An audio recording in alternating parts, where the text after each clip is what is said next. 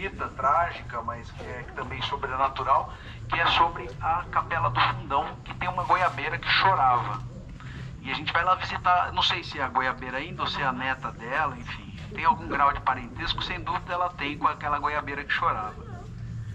Mas a história a história relativa a essa capela é a seguinte: um homem negro escravizado, ele estava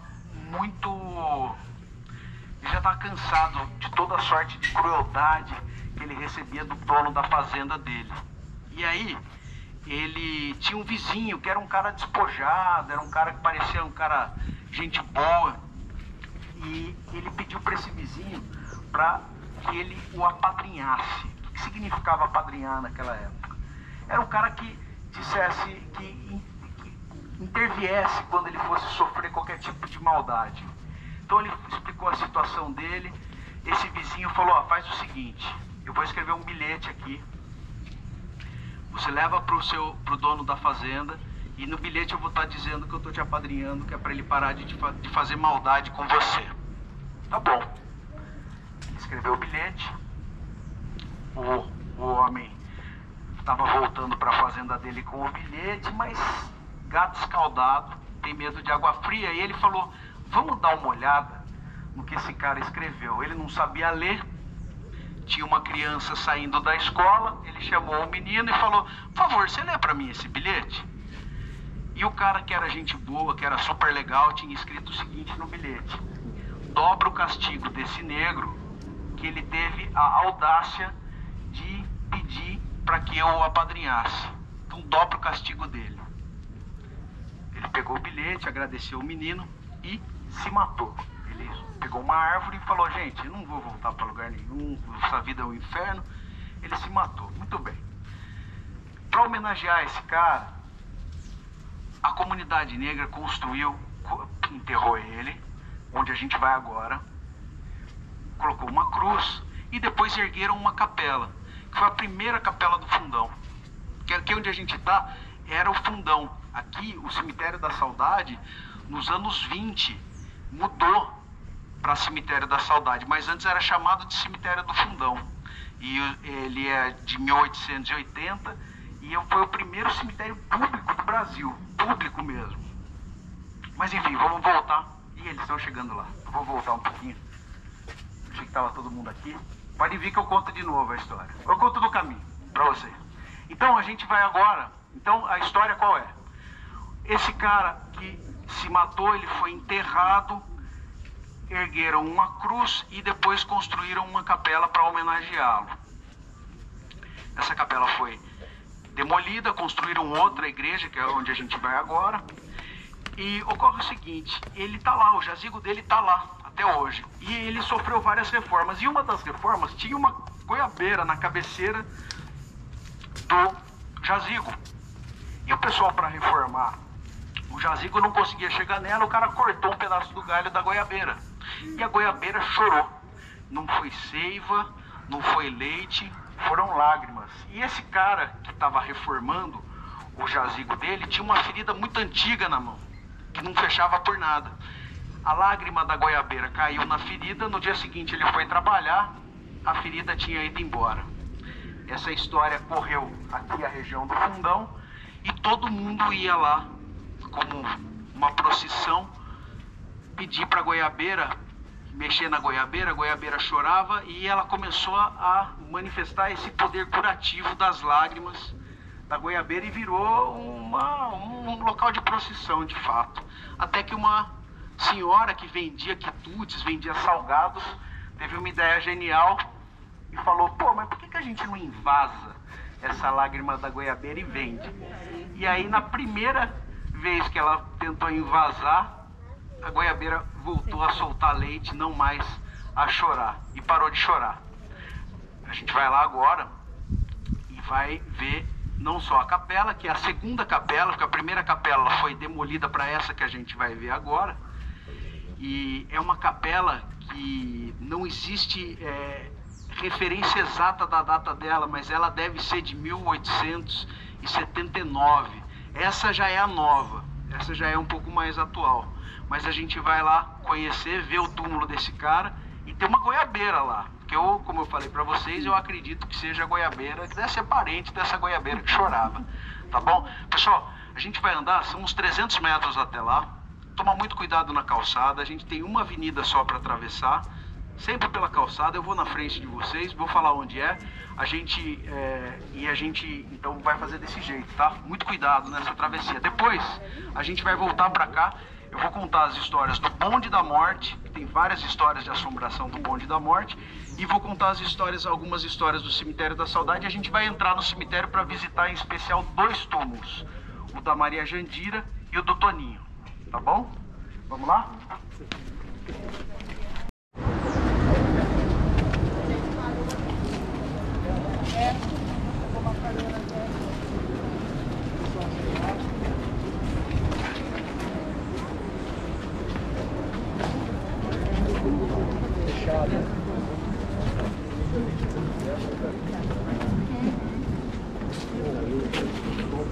Já todo mundo vindo?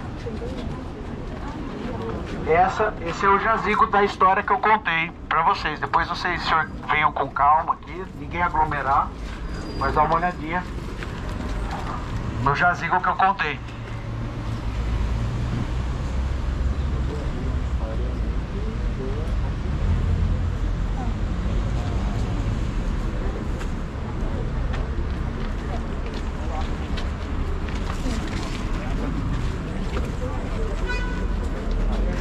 Ali, ó. Ou é neta dela, ó. Tem goiaba. Não precisa ficar tão perto. Também não vou falar muito alto, porque é aquilo que a gente já conversou, né? O cemitério é um lugar de respeito, um lugar de despedida. Então a gente tem que tomar esse cuidado. Você sabe quando foi a Revolução de 1932? 1932. Cara foda.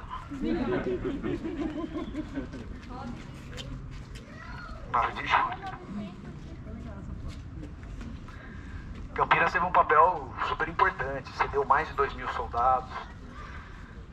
Tem um garoto que no memorial da Revolução de 32, não tem nada a ver com história de assombrações, tá? Tinha o Aldo Chiorato, que é um menino que morreu no bombardeio. E Campinas foi bombardeada quase o mês de setembro inteiro quase o mês de setembro não, 10 dias durante o mês de setembro de 32, Campinas foi bombardeada. Campinas teve um protagonismo na Revolução de 32. Campinas sempre foi uma cidade de vanguarda. Sempre. Apesar dos escravizados e etc., sempre foi uma cidade de vanguarda. Toda vez que tem algo muito ruim, tem algo muito bom que puxa, porque nunca é sempre tão ruim. Então, de fato, Campinas, se por um lado teve essa aura ruim que paira sobre a nossa cidade, que ainda nos assombra, que é de ter sido a última cidade a ter aderido à abolição dos escravos, também tem todas essas coisas bacanas de resistência que a gente fala, né? Nesse passeio a gente não falou do Largo São Benedito, da igreja de São Benedito, que foi construída por Mestre Tito, que era um cara amigo de Ramos de Azevedo, que é um outro que fez esse portal. Quem fez esse portal. Então, ao mesmo tempo que a gente tem essas coisas terríveis, a gente tem gente que se une para lutar contra elas. E a nossa cidade tem muito essa marca, né? E esse monumento ficava no centro da cidade, ficava no Largo do Rosário. Quando houve a reforma, foi tirado de lá e colocado aqui na entrada do cemitério. Então você vê que talvez se isso ficasse lá no centro, a conotação das pessoas em relação a 1932 fosse seria outra, sem dúvida. É a Cris, gente, nossa guia de turismo, nossa parceiraça, dando mais uma aula aqui para nós. Obrigado. Mas é interessante como que as coisas são, né?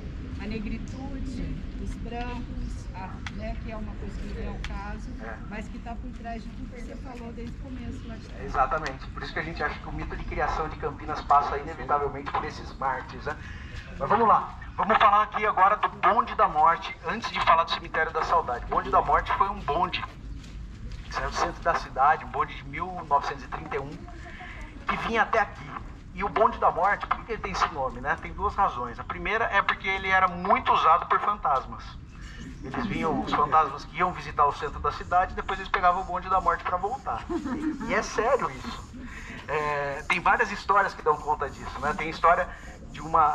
não sei se vocês conhecem a Avenida Brasil, ali existia um mosteiro de freiras, enfim. E quando o bonde passava por lá, quase sempre 3 freirinhas entravam no bonde e os cobradores já sabiam que elas iam desaparecer aqui próximo ao cemitério, e elas sumiam mesmo.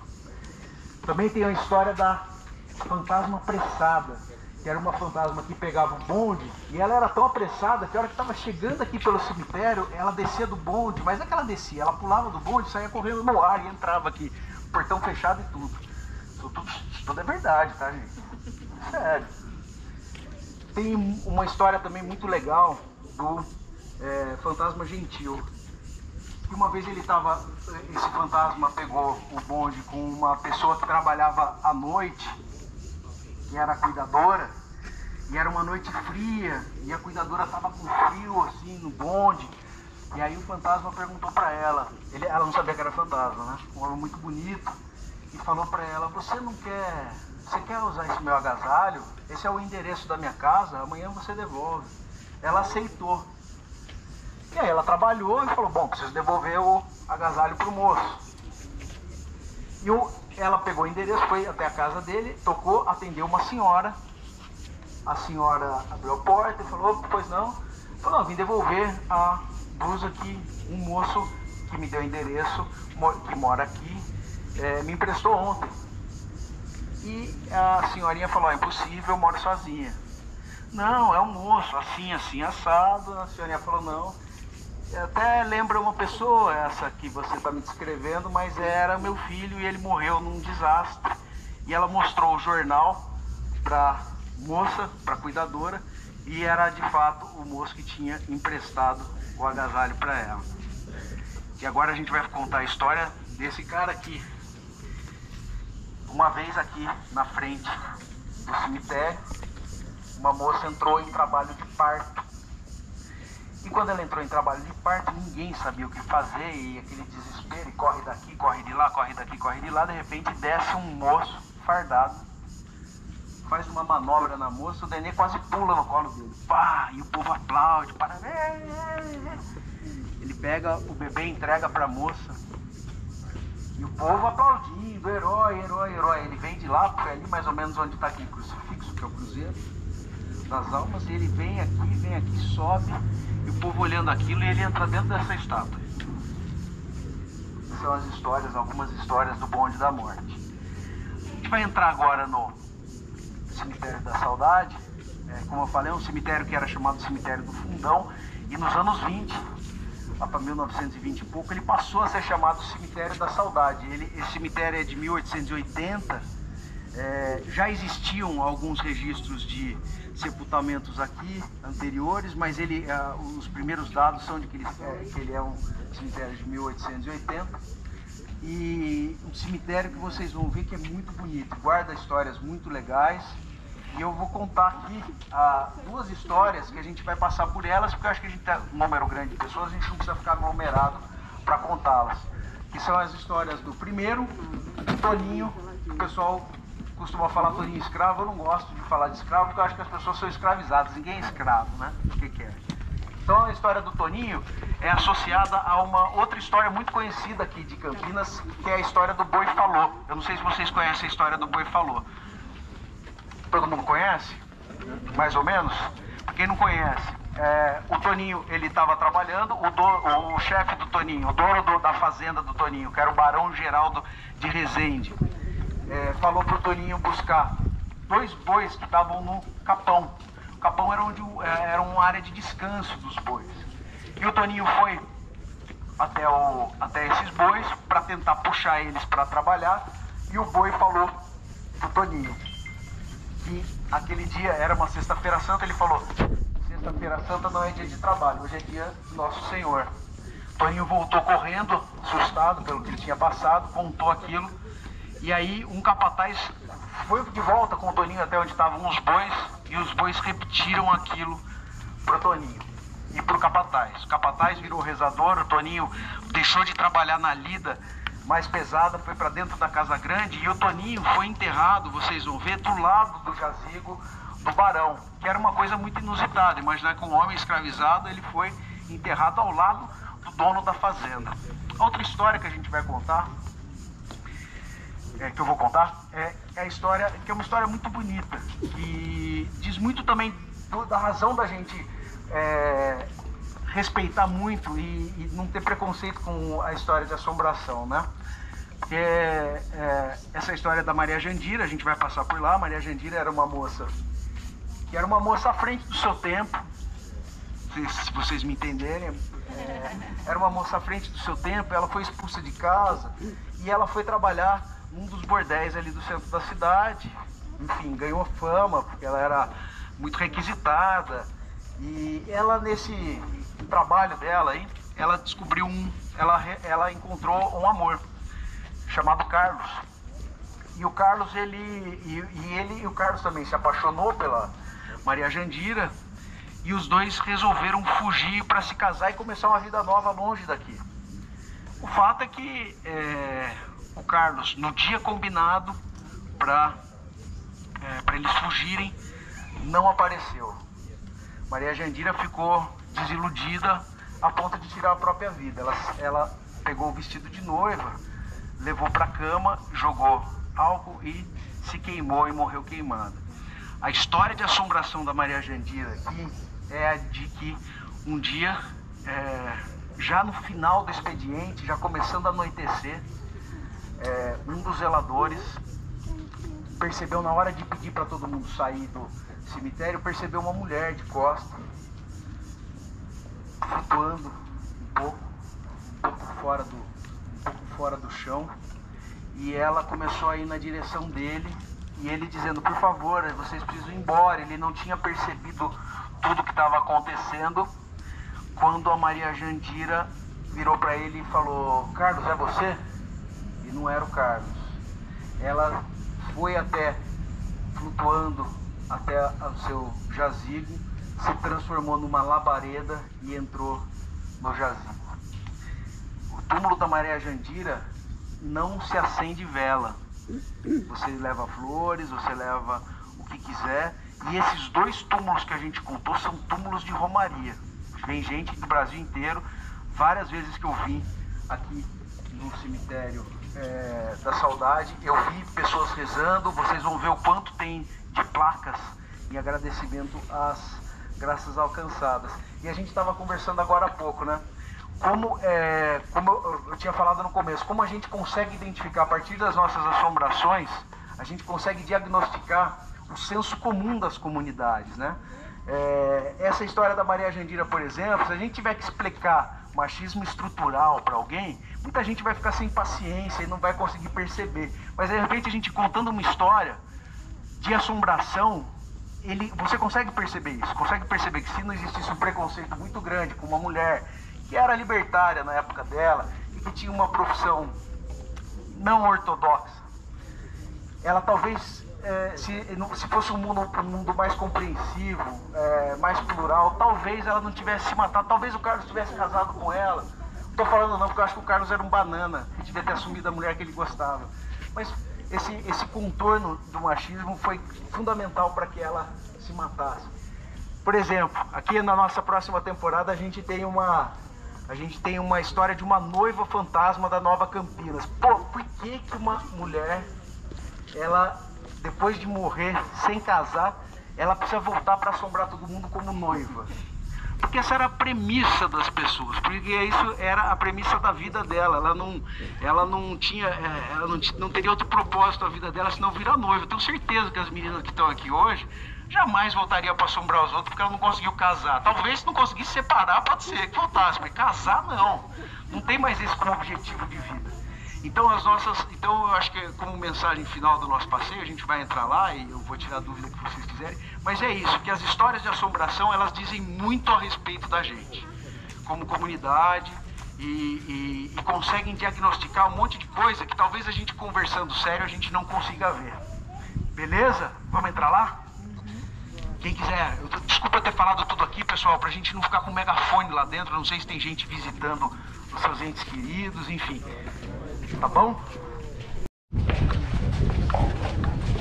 Nesse local, na década de 90, uma família estava subindo com o velório, vindo de lá da sala do velório para cá, e a hora que ela passou, a família naquela época não tinha carros elétricos, o caixão era todo segurado na mão. Quando a família estava passando exatamente nesse local, desprendeu uma parte de um concreto e caiu sobre a cabeça de um deles e faleceu aqui no local. Nesse ambiente. A parte agora é forro, né? Não tem esse perigo, mas na época era concreto e desceu e a pessoa faleceu.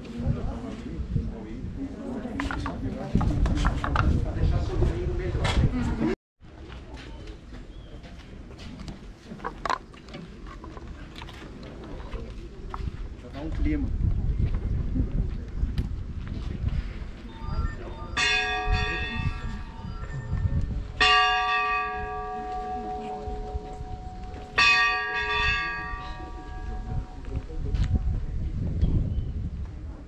Vai explicar agora o porquê.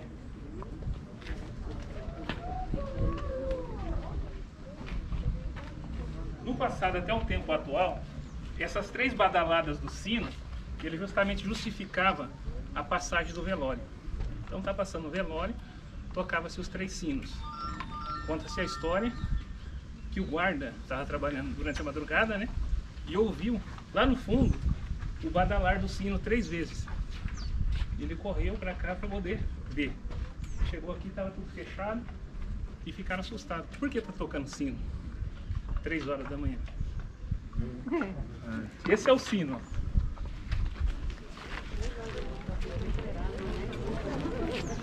Já vou contar essa história, já tá na próxima temporada essa, viu? Ele ouviu lá no fundo o badalar dos sinos 3 vezes. Túmulo do Barão Geraldo de Resende. Não, pode encostar, não tem problema. Não vai reclamar, não. Imagina, encosta e fala, tira a mão daí. Esse aqui. Aqui do lado é o Barão Geraldo.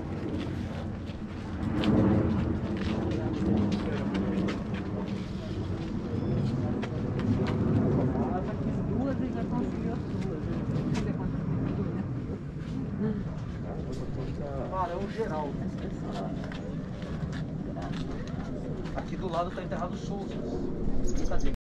Fica à vontade, vai lá perto. Tu vai pra aqui.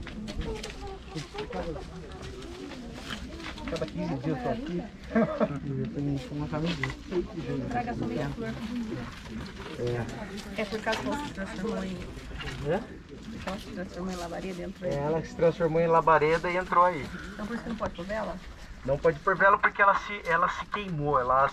No suicídio dela, ela se queimou. Tá. Então, Se for colocar vela? não arrisca. Melhor não. Tô brincando, não vai acontecer nada, mas é que é uma homenagem a gente em respeito à memória dela.